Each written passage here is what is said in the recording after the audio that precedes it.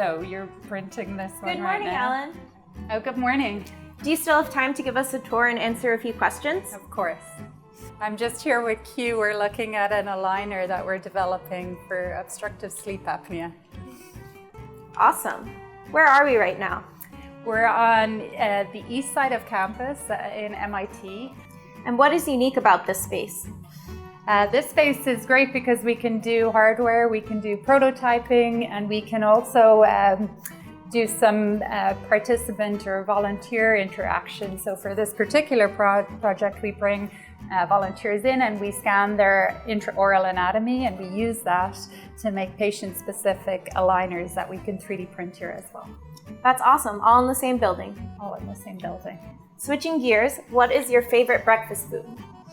I love to go for brunch, and I like to eat avocado toast, poached eggs. I like to eat Irish breakfast when I can get it, but only really on weekends. So what did you have for breakfast this morning?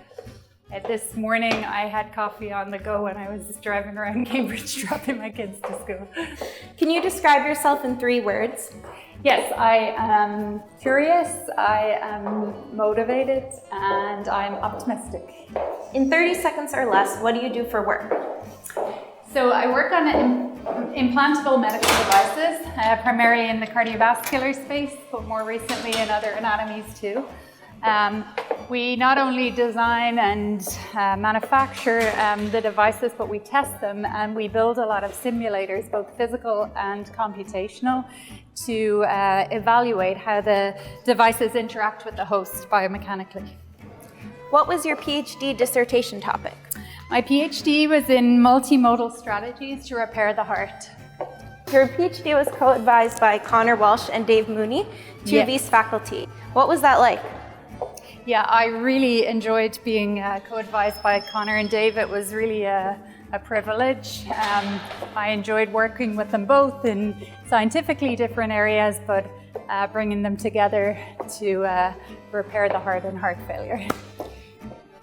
Do you still collaborate with them now that you're a faculty member? Yes, I do. I have recently worked with Dave on a special issue, an invited special issue, and we published a paper recently together. I want to work more with Connor in the future. What do you think will be the biggest scientific breakthrough in our lifetimes? I think in my area, 2 of the big things that I see happening are precision surgery and personalized medicine. When you're not working, what are you doing? I am busy with kids and activities, and usually bringing them to soccer or swimming, and recently volunteered to coach my daughter's soccer team, so learning that. That's awesome. If you had to have a totally different career, what would you be? Well, I did go to med school, so probably would be a cardiologist and use the devices that we're designing now. Can you show me your lab? Sure, yeah, come on in.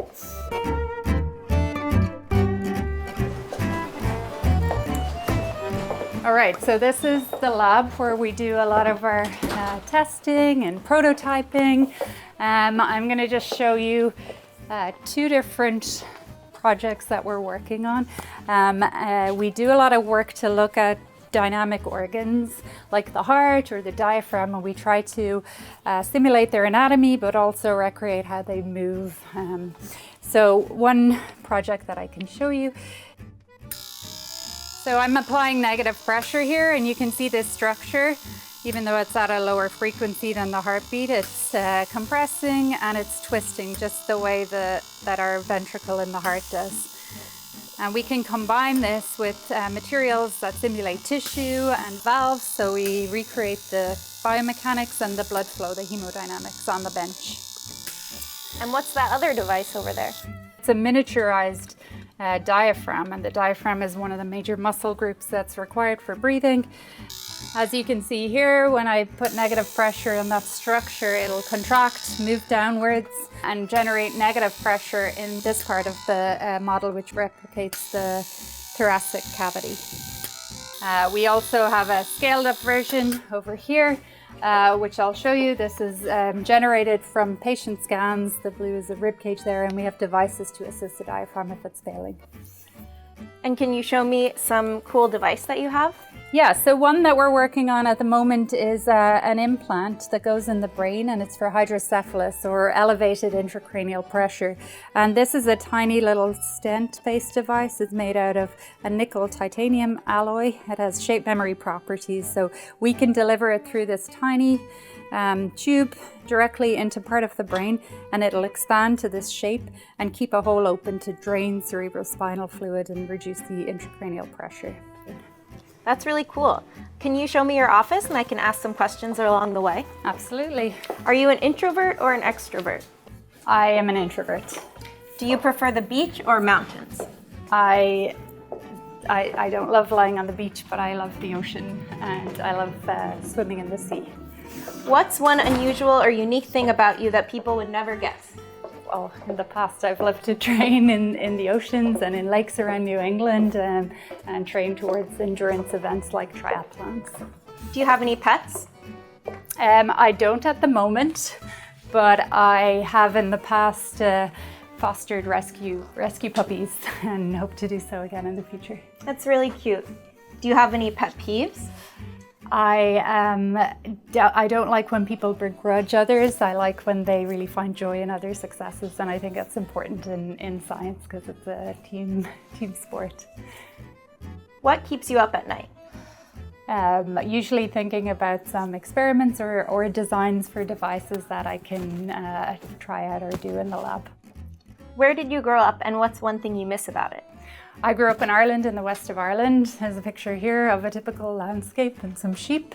And I miss, this greenery and these kind of vast landscapes, and my family are there, so I miss them too. And the sheep, of course.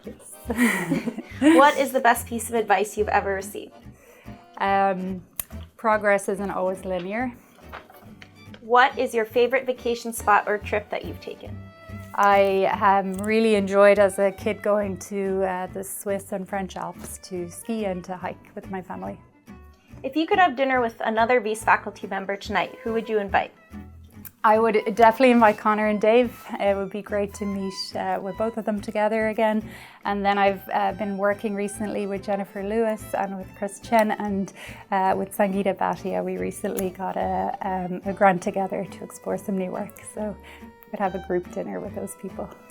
What accomplishment are you most proud of? I'm most proud of the people that I help to nurture and guide and grow, including my own kids, of course. They're obviously my proudest accomplishment, but also the people in the lab.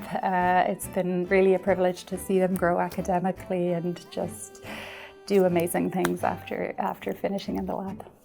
And finally, can you show us some of the cool things that you have in your office? Yeah, so as you can see, I get a lot of heart-themed things. So we have posters and cushions, and I get these art gifts from people, which I love. Of course, we also have a lot of photos around. You can see these are members of my group.